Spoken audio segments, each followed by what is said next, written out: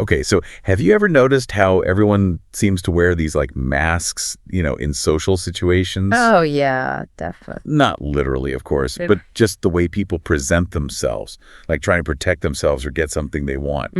Interesting. So in this deep dive, we are going to try to peel back those layers, right? Sounds good. And the best part is that we can learn practical lessons that we could apply to our daily interactions. I like it. Practical. Imagine if we could just become a better judge of character. Right. Just by picking up on these subtle cues, right? Right. That'd be pretty awesome. Yeah, for sure. That would be like a superpower almost.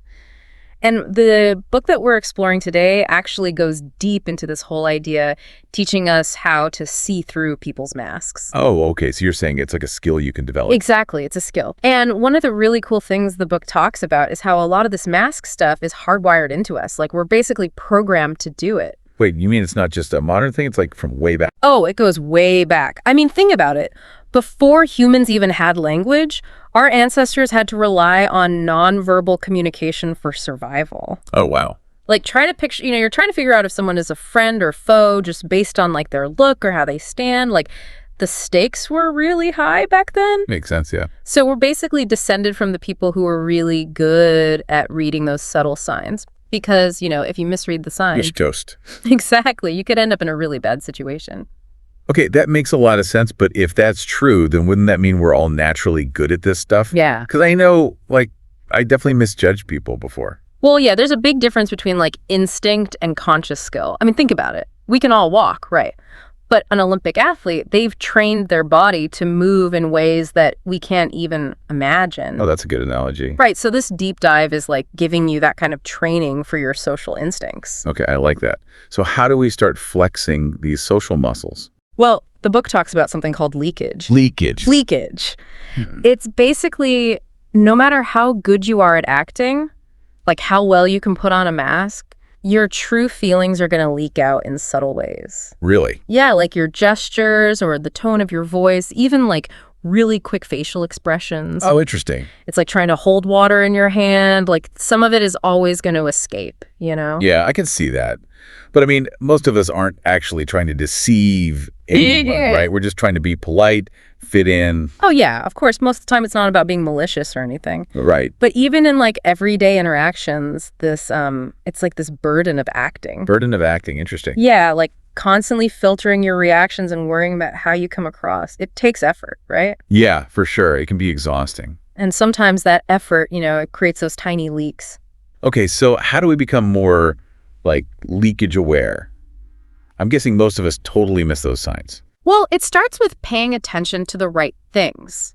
For example, inconsistencies in behavior.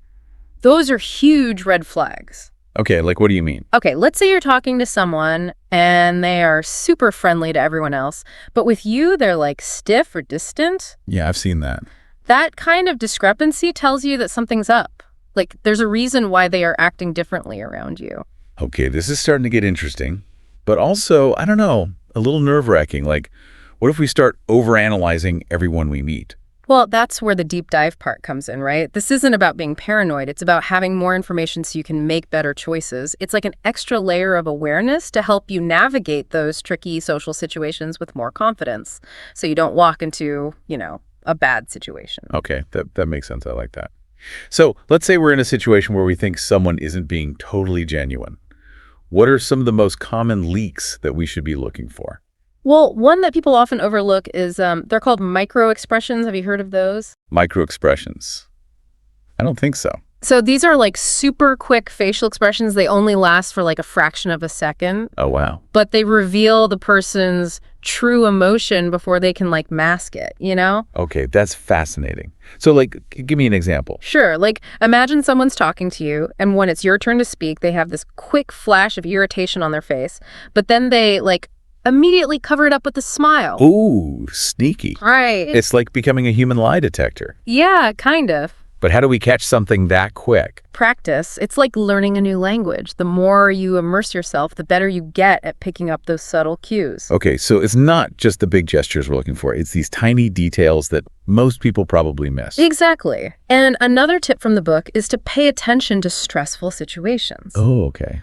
Think about it. When someone's drunk or tired or under pressure, their mask slips a lot easier. Oh, that's so true. It's like when someone gets a little too honest after a couple of drinks, you know? All their real feelings come spilling out. Right, and those moments, even though they can be awkward, they can be really revealing, like you're getting a glimpse behind the curtain. You see what's really going on. Yes. This is making me rethink every party I've ever been to.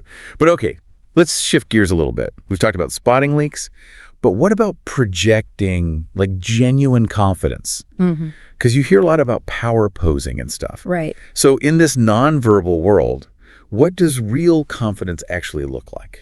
You know, the book actually debunks a lot of those popular myths about confidence. Really? Yeah, it's not about forcing a smile or taking up as much space as you can. Right. Authentic confidence is more about being like comfortable in your own skin. Okay, so what, like slouching in a corner, scowling? That doesn't sound very confident. No, not like that. Sure. Think more like, a genuinely powerful person. Okay. There's a certain ease about them, Their face is relaxed, their movements are fluid, they make eye contact, but they're not constantly smiling to please everyone. Less smiling.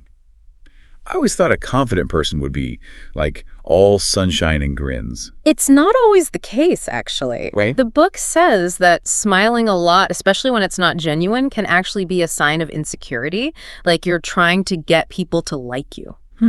That's interesting. Really confident people don't feel the need to, constantly reassure everyone. So it's more about like the quality of your presence, not just putting on a show. Exactly. And here's something fascinating from the book. It says Okay. that other people actually unconsciously mimic the nonverbal style of confident people. Really? Yeah. It's a subtle form of influence they have without even trying. So their confidence is like contagious. You could say that, yeah. Wow. Like, think about leaders that you really admire. Yeah. They don't have to demand attention. People are just drawn to their energy. And part of that is how they carry themselves, how they interact with everything. Yeah, okay, that makes sense. Right.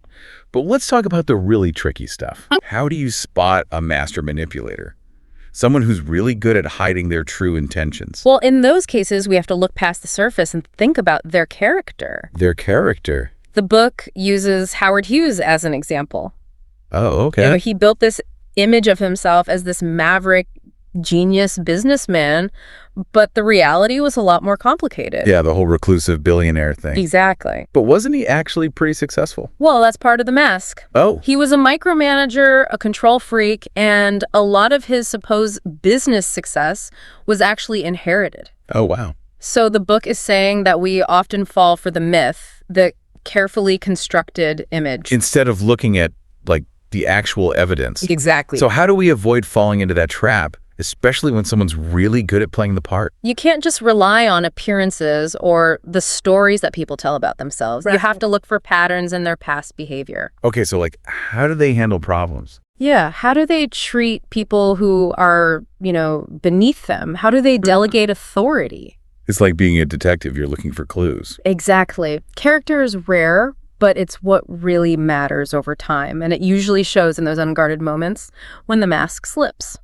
This is making me think about all those times I've been totally charmed by someone and then been really disappointed later on. Yeah. Like they just weren't who I thought they were. Right. And that's why it's so important to understand the motivations behind those masks. Okay. The book talks about how character is shaped by a bunch of factors, genetics, your childhood experiences, and all the things that happen in your life. It's complicated. Yeah, it's like a tapestry, but understanding those threads can help us see people more clearly. Okay, let's break that down. Sure. Genetics, you mean like some people are just born to be greedy or anxious? Well, there's definitely a genetic component that influences, our temperament and what we're inclined to do.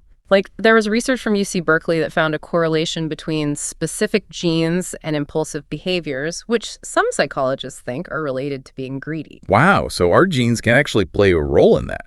It can, yeah, but it's important to remember that genetics is just one piece of the puzzle. So it's nature and nurture, not one or the other. Exactly. What about childhood? How does that fit in?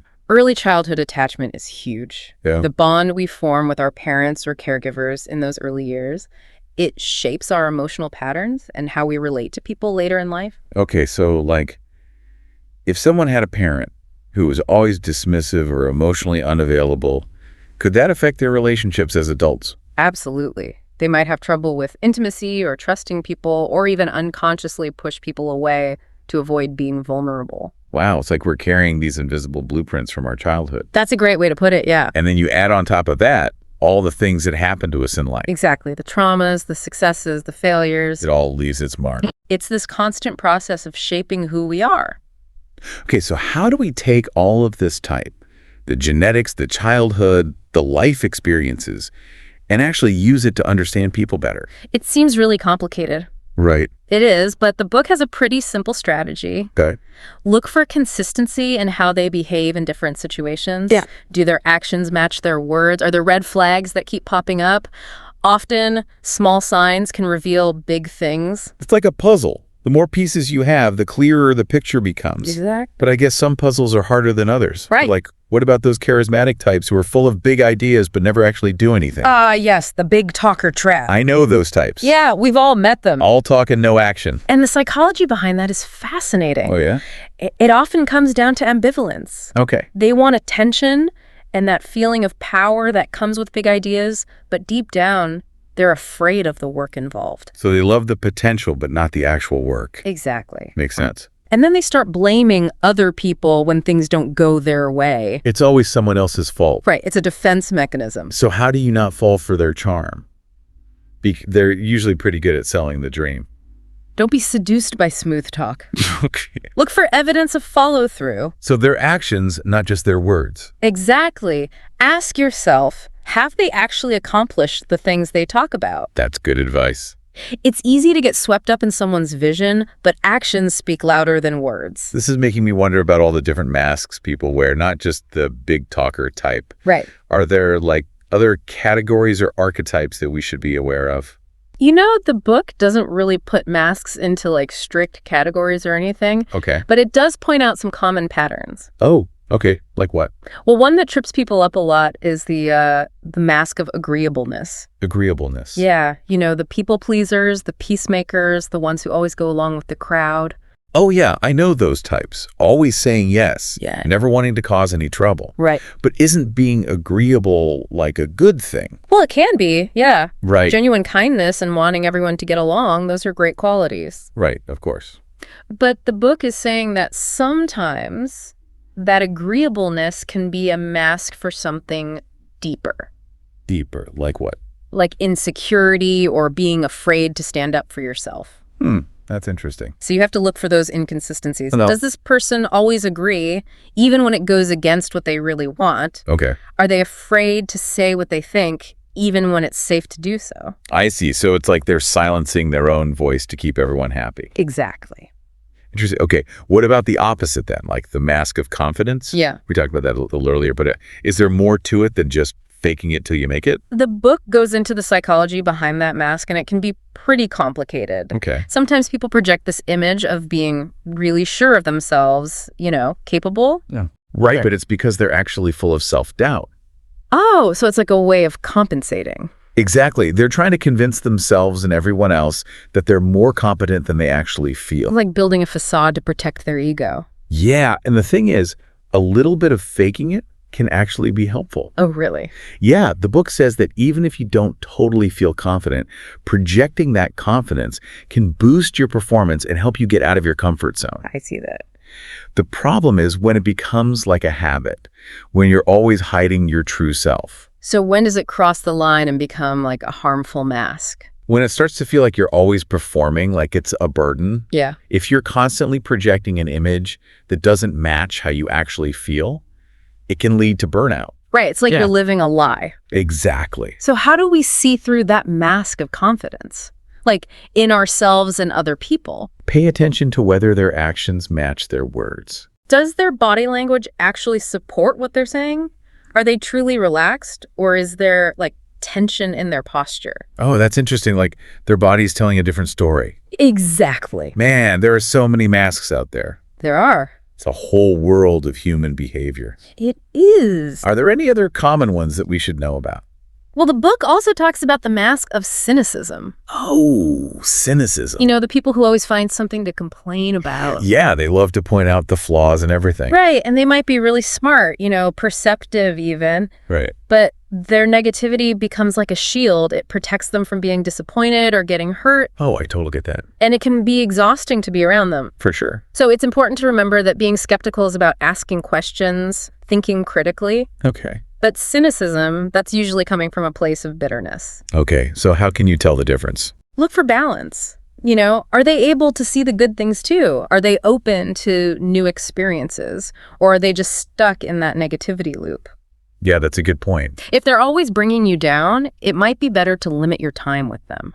It's like protecting your own energy. Exactly. You can't change other people, but you can choose how you respond to them. That's a great reminder.